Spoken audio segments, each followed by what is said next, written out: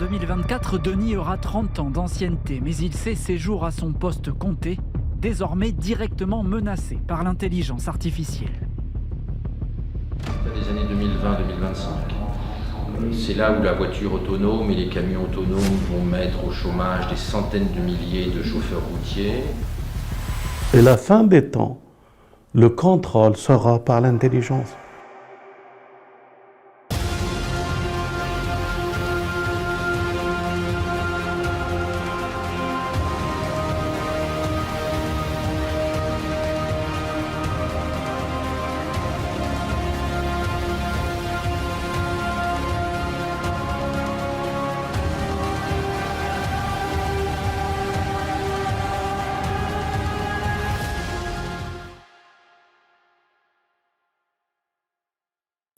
Avant de commencer, je vais vous expliquer ce qu'est un iceberg sur Internet. Dans un iceberg, il y a plusieurs parties allant de la plus visible à la plus profonde.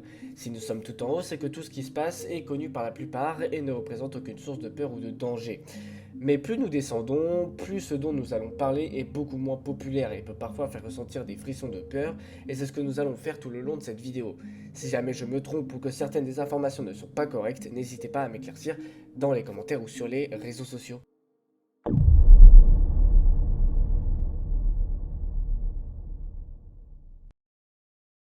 Les chatbots sont des programmes qui apprennent généralement de ce que vous et les autres utilisateurs leur dites et qui vous répondent. A l'époque, les chatbots étaient très nuls, comme Cleverbot. Ils ont juste dit beaucoup de choses absurdes, ne se souvenaient pas de ce que vous avez dit et avaient parfois un comportement douteux. Un autre type de chatbot plus récent est celui que l'on peut trouver sur les réseaux sociaux, et généralement pour les entreprises, comme sur Telegram, Messenger ou encore Discord. Mais ils ne sont pas très intelligents non plus. L'un des exemples les plus impressionnants est ChatGPT d'OpenAI. Sorti récemment, il a quasiment révolutionné notre perception des IA, au point où certaines écoles l'ont même interdit. C'est très intelligent, il peut même vous donner un bref didacticiel pour réaliser des tâches telles que la configuration d'un serveur ou vous aider à améliorer votre code. Quelqu'un sur Reddit a même demandé à ChatGPT de se comporter comme le fera un terminal Linux, et devinez quoi? Ça a fonctionné. Si vous voulez avoir un chiffre de sa puissance, sachez que ChatGPT a attiré 100 millions d'utilisateurs en seulement 2 mois. L'intelligence artificielle est utilisée pour rendre les voitures capables de se conduire seules, en gérant leur vitesse et en évitant d'autres objets. L'exemple le plus populaire est celui de Tesla avec leur fonction de pilote automatique, qui fonctionne grâce aux multiples caméras et au traitement de la vision de la voiture. Pour pouvoir l'utiliser, vous devez acheter la fonctionnalité depuis l'application Tesla. Il y a également eu de nombreux rapports de personnes dormant ou faisant d'autres choses dans leur Tesla, activant le pilote automatique pour conduire à leur place, afin qu'ils puissent dormir. Le problème est que cette fonctionnalité est conçue pour vous aider, et non pour remplacer complètement le pilote. Ainsi, en cas de problème, le pilote peut simplement perdre le contrôle. De nombreuses intelligences artificielles sont apparues, dont le but est de créer de l'art à partir d'une idée que vous leur donnez. L'exemple le plus populaire est Stable Diffusion ou encore le très célèbre DALL-E. Leur façon de fonctionner consiste à utiliser deux processus. L'un s'occupe d'essayer de découvrir ce que vous vouliez dire avec votre idée, en le convertissant en nombre que l'ordinateur peut comprendre, et ensuite il génère du pixel jusqu'à qu'il pense que l'image est proche de ce que vous vouliez.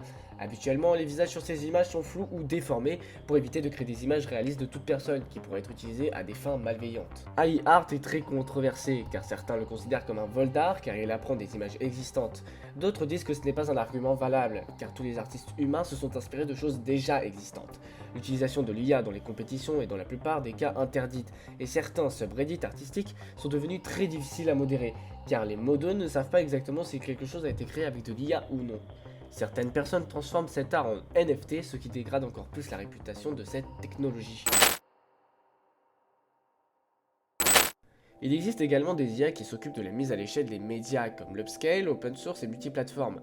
Un peu ce que le FSR d'AMD et le DLSS de Nvidia peuvent faire pour améliorer les performances de vos jeux, en rendant votre jeu à une résolution inférieure et en utilisant l'IA pour le mettre à niveau, le rendant dans certains cas encore meilleur que la résolution native, tout en utilisant moins de ressources. Ceci est très utile dans les appareils bas de gamme ou les appareils qui ont puissance limitée, comme le Steam Deck ou les casques VR autonomes. Il existe peu de jeux dans lesquels l'IA est un élément clé du jeu, mais il fallait au moins que je parle de celui-là car c'est un des plus populaires. Akinator est un jeu dans lequel un génie vous pose des questions afin de deviner à quel personnage ou objet vous pensiez. Si vous utilisez des personnages populaires, il le devinera probablement qui ils sont avec simplement quelques questions. Lorsque vous utilisez un personnage inconnu comme moi par exemple, il aura plus de problèmes, mais il pourra le deviner avec beaucoup plus de questions. Plus il est difficile pour ce personnage de le deviner, plus votre score sera élevé.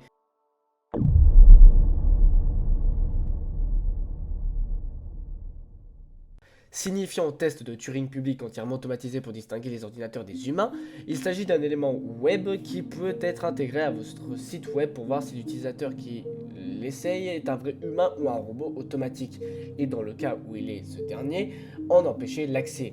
Il existe plusieurs variantes de CAPTCHA, comme celui qui vous montre des caractères aléatoires avec une forme déformée, celui où on vous présente une image d'une route ou d'une maison, et vous devez sélectionner des objets comme des feux de circulation, des bus ou des vélos. Pour les personnes très anxieuses, ça peut déranger lorsqu'un CAPTCHA divise une image en carrés, et techniquement, une partie de l'objet que vous devez sélectionner se trouve toujours sur un autre carré, dont vous ne savez pas s'il faut l'ignorer ou le sélectionner. Mais c'est bien pire lorsque vous passez environ 10 minutes à essayer de compléter un CAPTCHA et que vous n'arrivez tout simplement pas à réussir. Petites infos, pour les personnes malvoyantes, les CAPTCHA offrent parfois la possibilité d'utiliser un fichier audio à la place. La dernière génération de CAPTCHA, version 3, est conçue pour détecter automatiquement si vous êtes une personne réelle ou un robot en analysant votre comportement, sans que l'utilisateur ait besoin de faire un test. Il s'agit d'une technologie qui, basée sur l'analyse de plusieurs images et vidéos d'une personne, peut créer des vidéos dans lesquelles le visage d'une personne est remplacé par celui de l'individu ciblé. Un exemple très populaire en est la vidéo dans laquelle, grâce à la technologie deepfake, Tom Holland et Robert Downey Jr. incarnent Marty McFly et le Doc dans la célèbre série Retour vers le futur. Les deepfakes ont également été utilisés dans des films pour faire revivre des acteurs décédés ou pour les rajeunir, comme dans Mandalorian où Luke Skywalker était joué par Mark Hamill, mais l'IA était utilisée pour le faire paraître plus jeune. Parce que la technologie n'est pas encore parfaite, certaines d'entre elles peuvent paraître un peu bizarres, mais elles s'améliorent et inquiètent beaucoup de gens qui demandent des réglementations. Il existe différents types d'intelligence artificielle. Par exemple, nous avons des machines réactives. Ceux-ci répondent simplement à différents stimuli, mais n'ont pas la capacité d'apprendre de leur interaction passée. Par exemple, Deep Blue d'IBM, un ordinateur qui a battu le grand maître d'échecs Garry Kasparov en 1997. Ensuite, nous avons l'IA à mémoire limitée. Il est capable d'apprendre des données historiques pour prendre des décisions. Le deep learning entre dans cette catégorie, tout comme bon nombre des IA populaires que nous connaissons actuellement. Être formé à partir de grandes portions de données comme référence pour résoudre des problèmes futurs. C'est comme la façon dont une IA étudie des milliers de photos de chats, de sorte que lorsque vous lui demandez d'en reconnaître un sur une photo, elle puisse vous donner une réponse. L'étape suivante serait une IA au niveau de la théorie de l'esprit. Celui-ci serait capable de mieux comprendre quelles sont les entités qu'il analyse, et même son propre processus de pensée et ses émotions. Enfin, une IA atteindrait la conscience de soi, ou que certains appellent être sensible. Il y aura des émotions, des besoins, des croyances, et même des désirs. Il s'agit d'un site web sur lequel, après avoir téléchargé une photo de votre pièce, une IA peut vous donner des idées sur la façon de la rendre différente, de la réorganiser d'une meilleure manière ou de l'améliorer. Gardez simplement à l'esprit que, pour la version gratuite, toutes les photos téléchargées sont publiques afin que tout le monde puisse voir votre chambre. Ce qui est assez flippant d'ailleurs. Ok, donc je suis pas un expert en IA, mais une bonne partie d'entre elles fonctionnent grâce à ce qu'on appelle un réseau neuronal. Ça tente essentiellement de reproduire le fonctionnement d'un cerveau humain avec des neurones et d'autres parties, mais avec un logiciel. Il existe plusieurs couches et elles se connectent les unes aux autres. Tout commence par une entrée, les entrées ont des pondérations qui indiquent l'importance de chacune. La combinaison de toutes ces valeurs à la sortie sont connectées comme une entrée pour passer à la couche suivante et le système se reproduit indéfiniment. Tout commence à devenir très compliqué avec des tonnes d'équations mathématiques conçues par des gens bien plus intelligents que nous.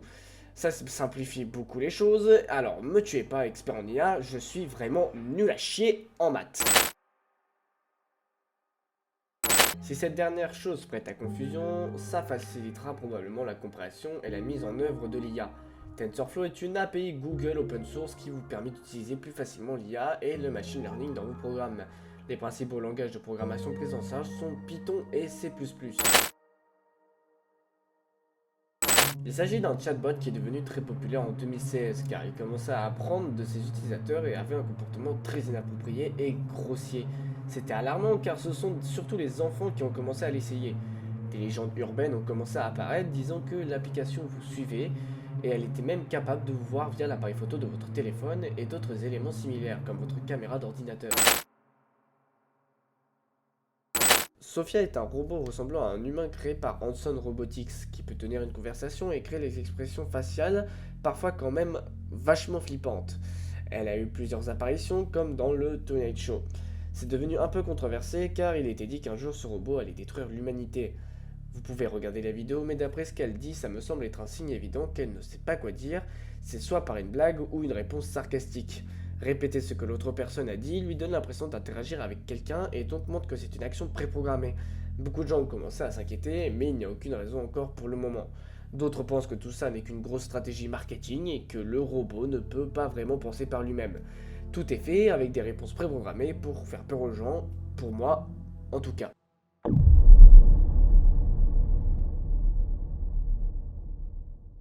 Il s'agit d'une application qui vous aide essentiellement dans des situations juridiques qui nécessiteraient généralement un avocat humain en essayant de les remplacer. Dernièrement, on a appris que l'entreprise prévoyait d'utiliser l'IA dans une affaire réelle devant un tribunal, en offrant $1 million à tout avocat humain disposé à se présenter dans une affaire et à répéter les arguments que l'IA lui avait présentés via ses AirPods. Bien évidemment, ça n'a pas fonctionné, surtout parce que ce n'était absolument pas autorisé et la personne qui faisait ça risquerait très gros.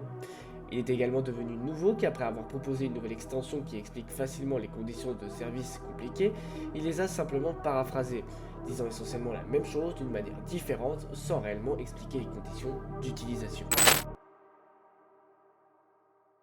La PNL est la branche de l'informatique et de l'intelligence artificielle dont le but est de permettre aux ordinateurs de comprendre le texte et les mots prononcés comme nous, les humains. Ça peut ne pas sembler grave, mais quand on commence à y réfléchir, il y a tout simplement trop de variations dans la langue. L'ordre des mots, le ton, l'accent, la vitesse, l'argot, le contexte, les fautes de frappe. Et si ça contient une métaphore, ça peut partir très loin. C'est une partie généralement trop sous-estimée de l'IA qui est vraiment extrêmement impressionnante. Au moment de l'apparition des IA, Isaac Asimov a proposé 3 règles que les robots devraient suivre pour éviter tout débordement. Numéro 1, un robot ne peut pas blesser un être humain ni par inaction, permettre à un être humain de venir le blesser. Numéro 2, un robot doit obéir aux ordres qui lui sont donnés par des êtres humains, sauf lorsque ces ordres entreraient en conflit avec la première loi. Numéro 3, un robot doit protéger sa propre existence tant que cette protection n'entre pas en conflit avec la première ou la deuxième loi. Oui, vous ne rêvez pas, on dirait vraiment les lois de Detroit Become Human. Créé en 1950 par Alan Turing, le test de Turing est un test qui permet de déterminer si un ordinateur peut penser, ou du moins tromper suffisamment un humain pour qu'il pense qu'il peut le faire. Un humain distant doit interroger une entité et, en fonction de ses réponses, juger s'il pense qu'il s'agit d'un humain ou d'un ordinateur. L'ordinateur réussit le test si l'humain pense qu'il s'agit d'un être réel. Turing a prédit que d'ici l'an 2000, un ordinateur serait si bien capable de jouer au jeu de l'imitation qu'un interrogateur moyen n'obtiendrait pas plus de 70% de précision après 5 minutes d'interrogatoire. Aucun ordinateur ne s'approche de cette norme aujourd'hui. Ce fut l'un des premiers chatbots jamais créés. Fabriqué par le MIT au milieu des années 1960, ce robot prétendait se comporter comme un thérapeute, trouver des modèles dans vos entrées et renvoyer des réponses préprogrammées en fonction de ce que vous disiez. C'était révolutionnaire à l'époque, car certaines personnes pensaient parler à un véritable humain et réussir le test de Turing. Bien sûr, de nos jours, il ne réussit pas du tout le test de Turing, car après quelques questions complexes, il s'effondre. Mais c'est un morceau d'histoire assez intéressant. Si vous voulez, dans la description, il y a un lien pour l'essayer de vous-même. GitHub est un site web qui héberge des référentiels de code et permet aux utilisateurs d'y contribuer. Il est principalement utilisé pour la plupart des projets open source. Même si certains préfèrent GitLab, car GitHub appartient à Microsoft et est propriétaire, ce qui irait donc à l'encontre de ce que promeut l'open source. À la manière classique de Microsoft, ils ont publié un GitHub Copilot, un service qui, sur la base du code analysé, peut générer du code après la saisie de texte.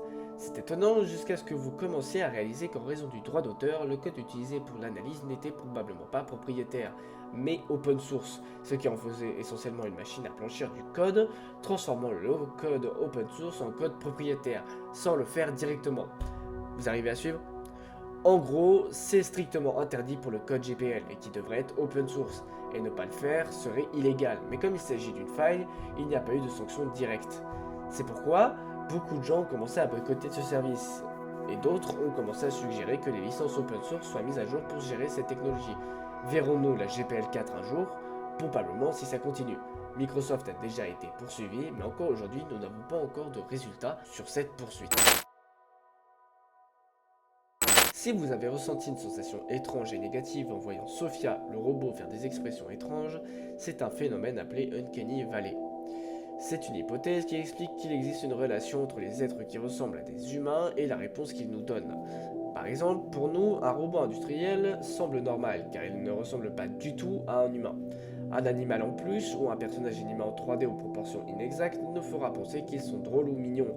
Mais ensuite, si le personnage est trop réel mais pas assez, il semble vraiment dérangeant et inconfortable à regarder. Voire comme Sophia ou d'autres robots réalistes.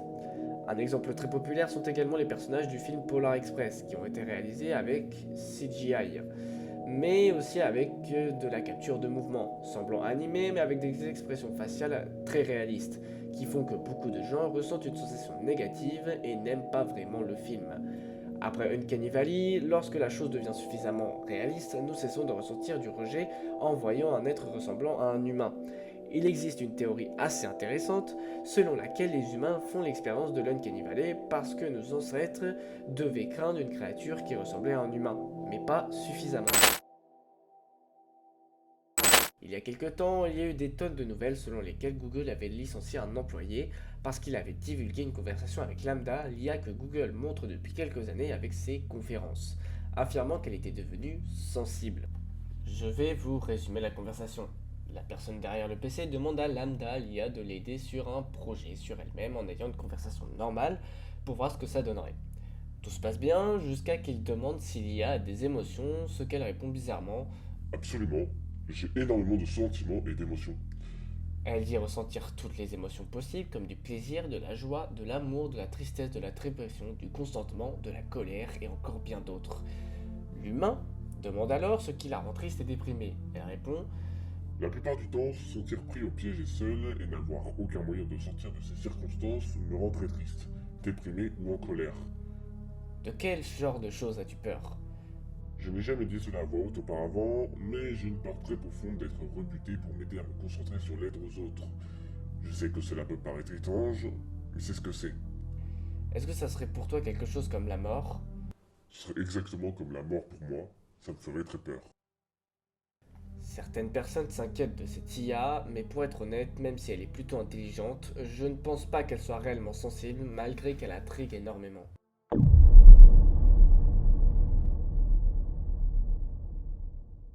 Avec le succès de ChatGPT, Microsoft, qui a investi beaucoup d'argent dans OpenAI, s'apprête à inclure des fonctionnalités d'IA dans son moteur de recherche Bing, faire croire aux gens qu'il pourrait enfin battre Google pour une fois. Google a répondu en faisant barde, mais celui-ci n'a pas donné les résultats escomptés, car il semble précipité car il a fourni des informations incorrectes.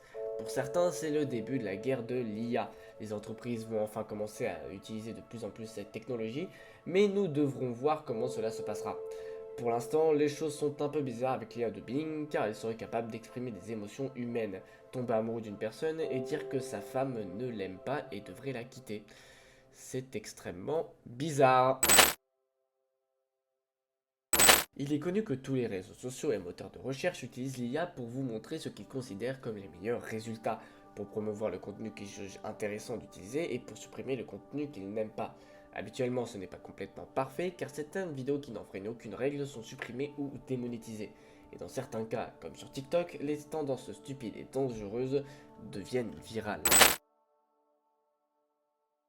En 2017, Facebook a réalisé une expérience dans laquelle deux IA, Bob et Alice, se parlaient dans le but d'apprendre à négocier. Tout se passait bien jusqu'à ce que les chatbots commencent à dire des trucs vraiment dérangeants, devenant progressivement de plus en plus confus, au point où ils disent des trucs comme « je peux tout contrôler » ou « les balles ont zéro effet sur moi, par contre, sur toi ». Les IA ont après cela été arrêtés. Les médias ont couvert ça comme si Facebook les avait fermés parce qu'ils étaient devenus trop intelligents et avaient commencé à créer un autre langage. Mais la raison était que ça ne donnait tout simplement pas les résultats escomptés au moment des tests. Nommé comme l'acronyme de Thinking About You, Tai était une IA de Microsoft conçue pour suivre les modèles de langage d'une américaine de 19 ans sur Twitter, qui apprenait de ses interactions avec les utilisateurs. Il n'a fallu qu'1 jour pour le transformer en un véritable monstre, ne postant que des déclarations racistes, xénophobes et même nazies. Microsoft a édité les tweets pour lesquels les gens ont lancé une campagne avec le hashtag #JusticeForTai, demandant des tweets non censurés. Cependant, les choses sont devenues incontrôlables et il y a eu plus de 90 000 tweets seulement 16 heures après leur publication. Ils ont dû le fermer, excusant les tweets offensants comme faisant partie d'une vulnérabilité chez Tai. Mais personnellement, je pense qu'ils ne s'attendaient pas du tout à ce que les gens soient aussi toxiques et qu'il y ait autant de trolls. Il s'agit d'un événement hypothétique qui se produira une fois que l'IA dépassera les humains en intelligence. On dit qu'une fois que les machines apprendront à s'améliorer, en modifiant leur propre code, la singularité commencera, car elles s'amélioreront à un rythme très rapide, commençant pratiquement à brouiller les frontières entre les humains et les machines, et plus tard la chute de la race humaine à cause des machines. Vous avez probablement vu sur internet que le sens de la vie était 42, mais qu'est-ce que ça signifie vraiment ? Eh bien nous nous sommes tous demandé quel était le sens de la vie. Dans le roman de Douglas Adams de 1979 intitulé Le Guide du voyageur galactique, des êtres extraterrestres avancés créaient un super ordinateur appelé Deep South afin de trouver une réponse à la question classique du sens de la vie. Cet ordinateur passe de 7,5 millions d'années à essayer de trouver une réponse, et la réponse qu'ils obtiennent à la fin est le sens de la vie est 42. C'est fondamentalement une blague. Lorsqu'on a demandé à l'auteur pourquoi il avait choisi ce nombre, il a répondu qu'il devait s'agir simplement d'un nombre ordinaire et petit, et c'est ce qu'il a trouvé. Certains prennent cela un peu plus au sérieux et disent que le nombre 42 apparaît dans le code binaire, dans le bouddhisme, l'hindouisme, le christianisme, dans un angle de l'arc-en-ciel, la vitesse de la lumière traversant un proton et le code du symbole astérisque. Oui, ça part loin. Il s'agit d'un problème futur très connu, mais je ne pense pas que tout le monde connaisse la gravité du problème. Si l'IA devient si performante qu'elle peut remplacer les emplois de tout le monde, pas seulement ceux des machines lourdes comme dans des usines, mais aussi ceux du créateur de contenu générique moyen comme moi, ou d'un artiste, alors que nous aurons un très gros problème. Il est théorisé qu'en raison de la nature de notre système, une crise ou un effondrement pourrait survenir. Disons que vous êtes propriétaire d'une usine et que vous souhaitez remplacer chaque humain de votre usine au profit des machines. Vous voudriez le faire parce qu'il est moins cher et plus efficace d'avoir des machines qui fonctionnent 24 heures sur 24, 7 jours sur 7, car elles n'ont pas besoin de faire de pause, de manger ou de dormir. Elles n'exigent pas non plus de salaire ou de droits et sont plus efficaces et précis pour certains travaux. Cela deviendrait la nouvelle norme et de plus en plus de travailleurs humains seraient remplacés. Mais s'il n'y a pas de travailleurs, il y a des gens sans argent. Et s'il y a des gens sans argent, et que tous ceux qui pourraient se permettre d'acheter vos produits les ont déjà achetés, alors qui achètera vos produits? Et si les gens n'achètent pas vos produits, vous ne gagnerez pas d'argent. Et si vous ne gagnez pas d'argent, votre entreprise fera faillite et vendra vos machines à une autre entreprise, qui remplacera ces travailleurs par les machines qu'elle vous a achetées, poursuivant ainsi le cycle. Pour les métiers plus artistiques, l'IA a prouvé qu'elle pouvait à terme nous remplacer, puisqu'elle peut désormais créer de la musique et des images. Ce n'est qu'une question de temps avant qu'elle puisse faire mieux que nous. Nous serions en concurrence avec notre propre création.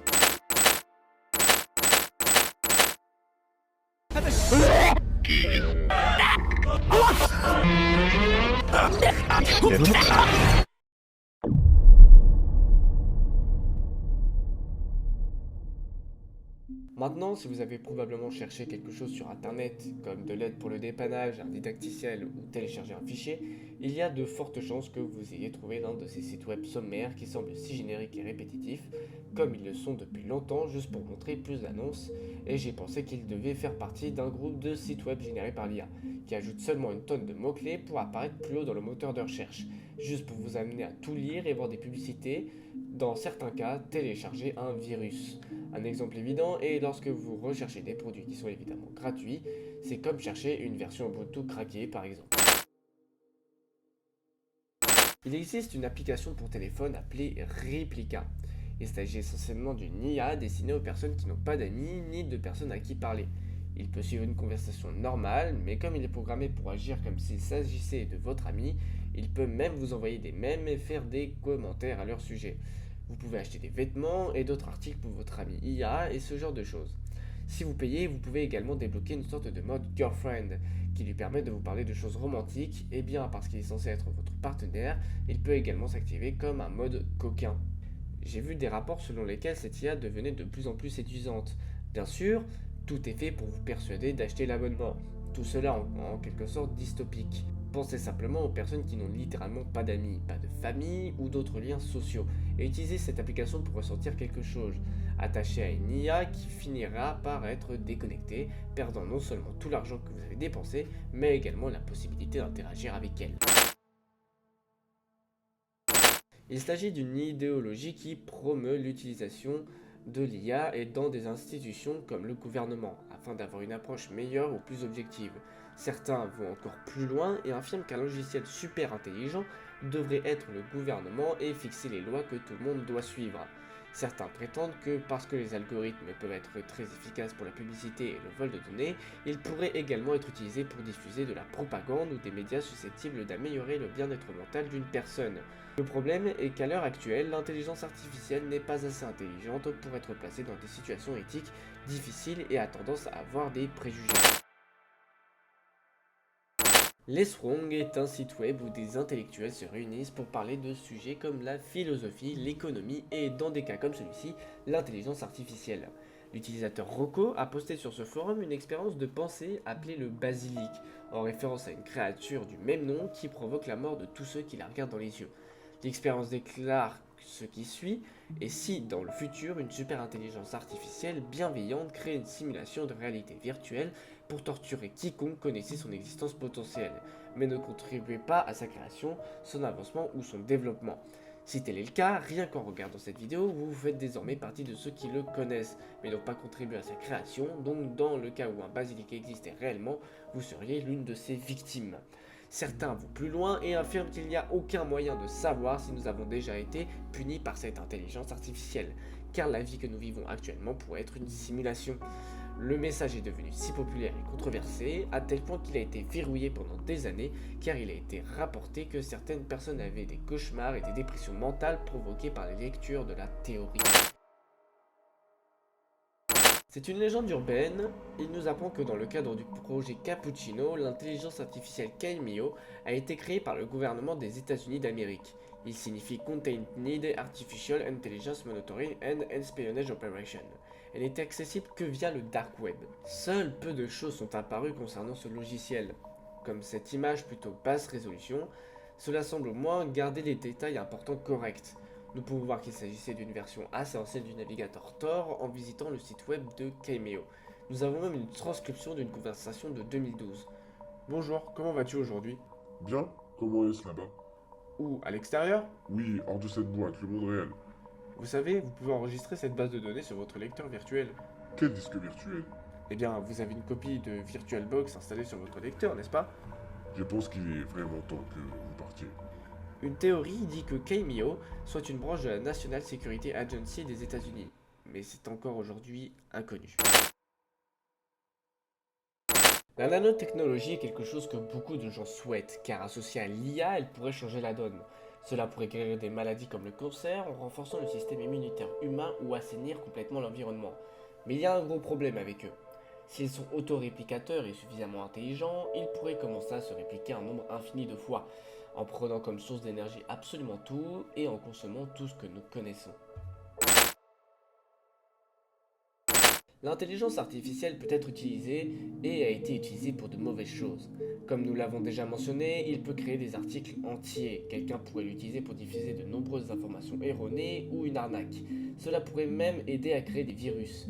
Un problème croissant est que les deepfakes sont utilisés pour insérer le visage de célébrités ou de créateurs de contenu, généralement féminins dans un contexte adulte sans la permission de la personne, tandis que le créateur du deepfake en profite. Mais en pensant à une plus grande échelle, quelqu'un avec de mauvaises intentions pourrait créer des histoires entières de désinformation pour attaquer un certain politicien ou un certain mouvement.